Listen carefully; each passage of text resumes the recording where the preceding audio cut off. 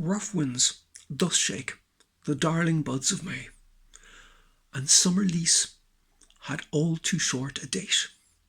I suppose the nonchalance and perfunctory of the post-Basildon chap.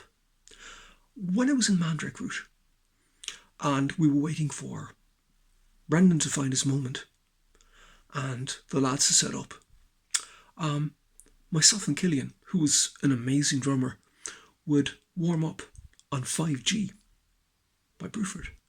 And later, I actually ended up playing with Bill Bruford. I think I got his number from Trev, but I called Bill and asked him, would you be interested in doing a project? And he said, sure, who else? And I basically said, could you give me like 15 minutes? He said, sure, no problem. So I called a chap called Chris Laurence. And I picked Chris for 3 reasons. Number 1, he's a virtuoso bass player. Number 2, incredibly nice guy, thoroughly nice guy. And number 3, he could play the rubato stuff that I was doing at that time, and metrics, which is the antithesis of that. So he was a master of those 2 fields, as well as he played with Peter Gabriel. He played with David Gilmour. He played with Elton John. He played with Elvis Costello.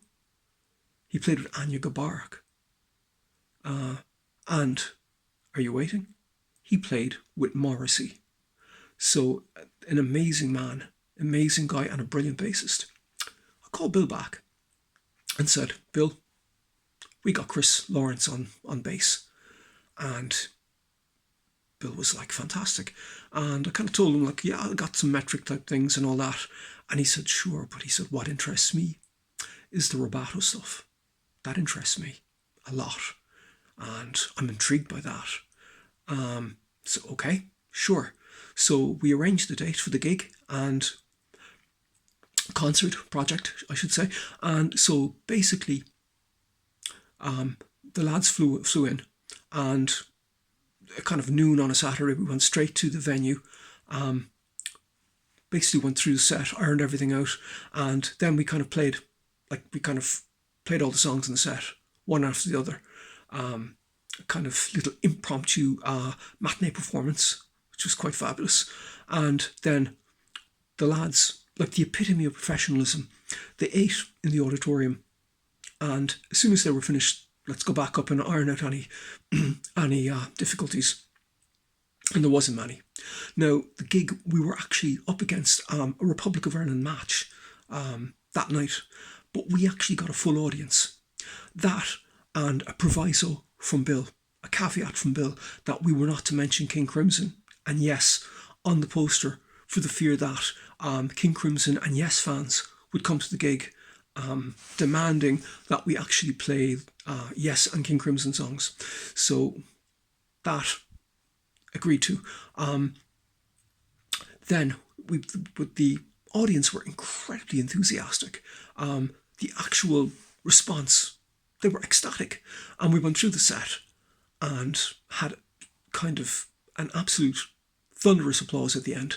And then Con actually came on stage and said, Mark, you'll have to do an encore.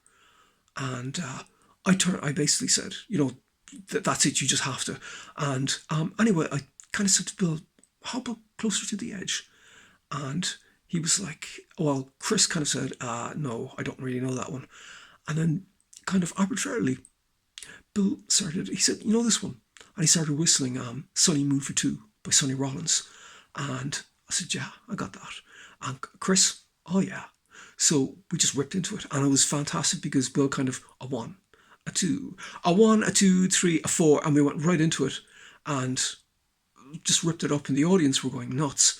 And I was trading 4s with Bill and all this kind of stuff. And the audience were just absolutely devouring it. It was amazing. And so at the end of the concert, I brought Bill and Chris back to the hotel. Chris got himself a pint of Guinness, and I was talking to Bill in the foyer, and he said, "Now, Mark O'Leary, that was a modest victory. And it was fantastic. Now, Bill retired a little bit older than what I am now. He retired. And he's after coming back. And he's my mum's age. And Bill is literally at my mum's age, doing it all again, with a fantastic little band. And Bill is one of the best drummers in the world. Absolutely incredible man. And Bill, I just have to tell you, thank you very much. And, thank you for listening.